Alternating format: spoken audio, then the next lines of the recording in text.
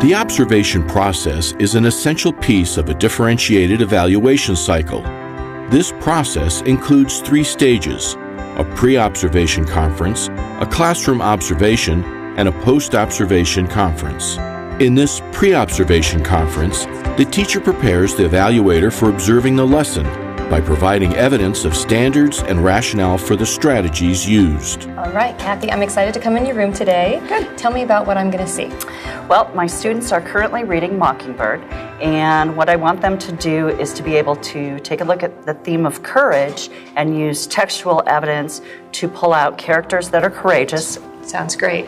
Tell me, what standard are you going to be covering during this lesson? Actually, several standards. I have citing textual evidence to support an analysis of what the text says, both explicitly as well as inferences, determining the theme or central idea of the text and analyzing its development specifically with the characters, and then producing clear, coherent writing.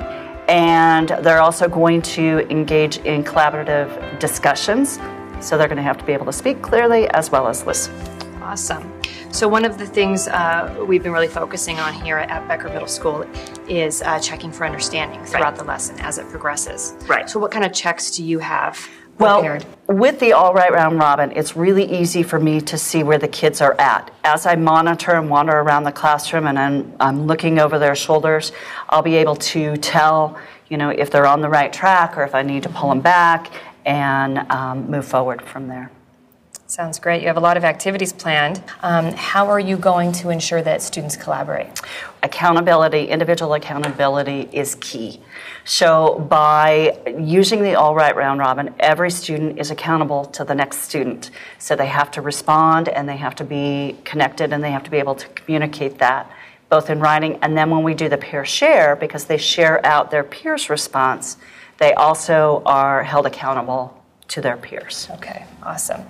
It already sounds like your lesson's going to have a very high cognitive demand. Yes. One of our other big focuses. Right. But how do you ensure that when you're teaching and you're questioning and you're putting forward those questions for the All Right Round Robin, that you are placing a high enough demand on your students? Well, a lot of that comes with the pre-planning. And I go back to the DOK levels.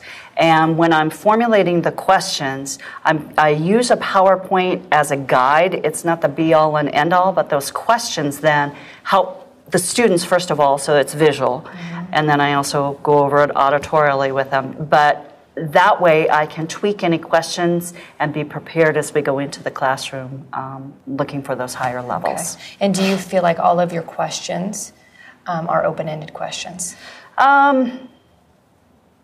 A lot of them, the majority of them. Okay. I think the kids can go off in different directions, but you'll see at the end, I really want them to go back and use textual evidence to support their answers. So even if you and I differ, we still need to have textual evidence to support that, justify our answers. All right, terrific. I look forward to seeing your class today.